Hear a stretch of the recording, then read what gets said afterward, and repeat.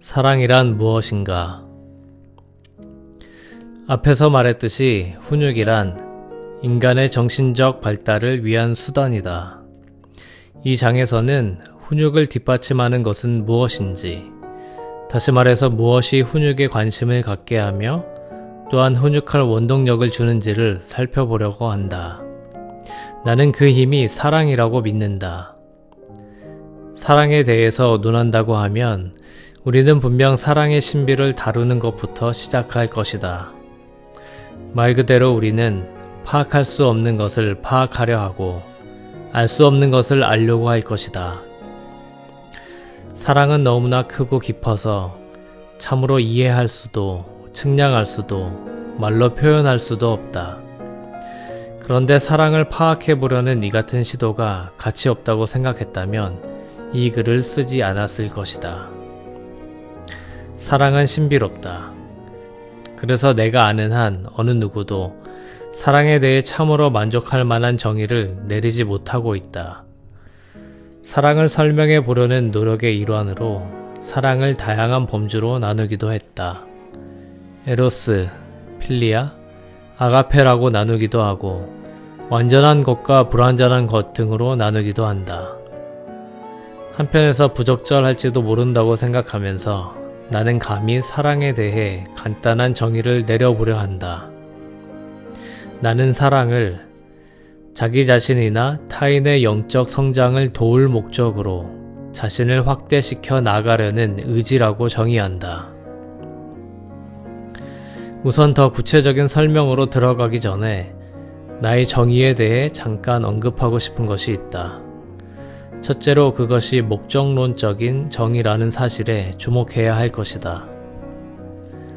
사랑의 행위가 지향하려고 하는 목표나 목적의 관점에서의 정의라 하겠는데 이 경우 그 목표란 영적 성장이다.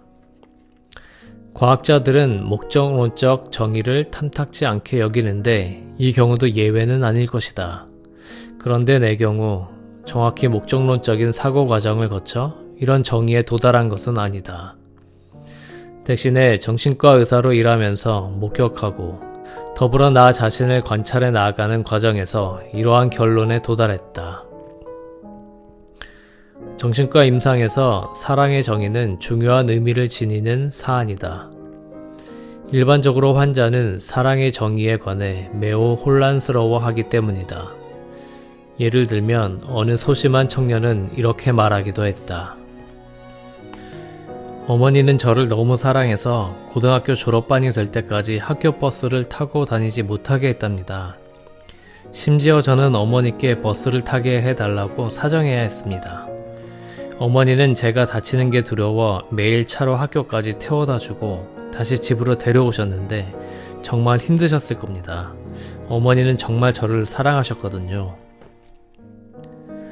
청년의 소심함을 치료하기 위해서는 어머니가 사랑보다는 다른 이유 때문에 그렇게 했을 것이고 사랑인 것처럼 보이는 그 행동이 사랑이 아닐 수도 있음을 알려주어야 했다. 이러한 경험 때문에 나는 사랑의 행위로 보이는 것과 사랑으로 보이지 않는 것들의 예를 수집했다. 이 둘을 분별하는 중요한 기준은 사랑을 지닌 사람이든 그렇지 않는 사람이든 그 마음에 내재된 의식적 목적이나 무의식적 목적이다. 둘째로는 내가 정의한 사랑이 신기한 순환적 과정이라는 것에 주목해야 할 것이다. 자기 자신을 확대시켜 나가는 과정이란 진화의 과정이기 때문이다. 자기 한계를 성공적으로 확대시켜 나갈 수 있는 사람은 이전보다 더 큰 존재로 성장할 것이다. 따라서 사랑의 행위가 타인의 성장을 목적으로 할 때도 역시 그 또한 자신을 확대시켜 나가는 진화 과정이라고 할 수 있다. 우리의 진화는 바로 진화를 향해 뻗어나가는 이러한 행위를 통해서 이루어진다. 셋째로 사랑에 대한 이러한 독특한 정의는 남을 위한 사랑과 더불어 자신에 대한 사랑을 포함하고 있다. 나도 인간이고 다른 사람도 인간이므로 인간을 사랑한다는 것은 나 자신뿐 아니라 다른 사람도 똑같이 사랑한다는 것을 의미한다. 인간의 정신적 발전에 헌신한다는 것은 자신을 포함한 인류에 헌신하는 것이다. 그러므로 사랑이란 자신의 발전뿐만 아니라 다른 사람의 발전에도 똑같이 헌신하는 것을 의미한다. 이미 지적한 바와 같이 자신을 사랑하지 못하면 남을 사랑할 수도 없다. 이는 자기 훈육이 제대로 되어 있지 않은 사람이 자녀에게 자기 훈육이라는 것을 가르칠 수 없는 것과 같은 이치다. 타인의 정신적 발전을 위해 자신의 정신적 발전을 포기한다는 것은 사실 불가능하다. 자신을 훈육하지 않으면서 동시에 다른 사람을 돌볼 때 절제된 행동을 하기란 불가능하다. 자신의 힘을 키우지 않으면 다른 사람에게 힘의 원천이 되줄 수 없다. 확신컨대 사랑의 본성을 면밀히 검토해 나가다 보면 자신을 사랑하고 동시에 남을 사랑하는 것이 가능할 뿐만 아니라 결국 그 둘을 구별할 수 없다는 것이 분명해질 것이다.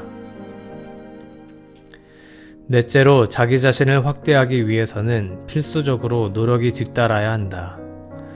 자신을 확대하기 위해서는 한계를 뛰어넘어야 하고 또한 한계를 넘으려면 노력이 뒤따라야 하는 것이다. 누군가를 사랑할 때는 노력을 통해서만 사랑을 보여주거나 기정사실화할 수 있다. 즉 상대를 위해서 또는 자신을 위해서 한 발자국 더 내딛거나 1m를 더 걷는 것을 말한다. 사랑은 노력 없이는 안 된다. 다시 말해서 사랑은 노력이 필요한 일이다. 끝으로 나는 의지라는 단어로 욕망과 행동을 구분해 보고자 한다. 욕망이 반드시 행동으로 표출되는 것은 아니다. 그러나 의지는 행동을 유발시킬 수 있을 정도로 강한 욕망이다. 이 둘의 차이는 오늘 밤 수영하러 가고 싶다 라는 말과 오늘 밤 수영하러 간다 는 말의 차이와 같다. 우리 문화권 안에서는 누구나 다 얼마간은 사랑받기를 갈망한다. 하지만 실제 많은 이들은 사랑하지 않는다. 따라서 사랑하려는 욕구 자체는 사랑이 아니라는 것이 나의 결론이다. 사랑은 행위로 표현될 때 사랑이다. 사랑은 의지의 행동이며 다시 말해서 의도와 행동이 결합된 결과다. 의지는 또한 선택을 내포한다. 우리가 반드시 사랑해야만 하는 것은 아니다. 우리는 사랑하기를 선택한다.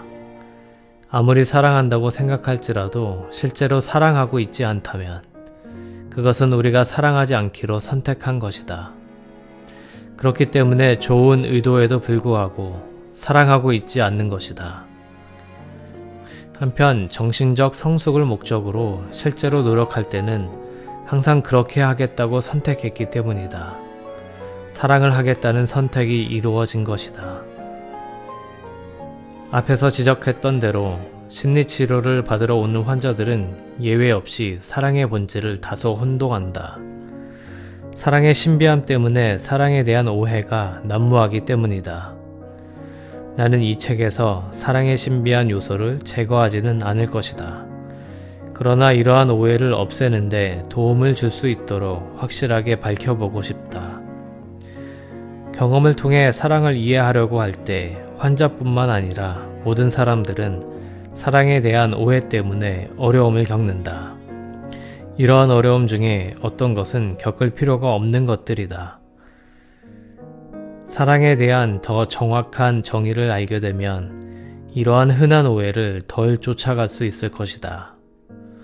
따라서 사랑이 아닌 것을 먼저 살펴보면서 사랑의 본질을 밝히는 작업을 시작해 본다.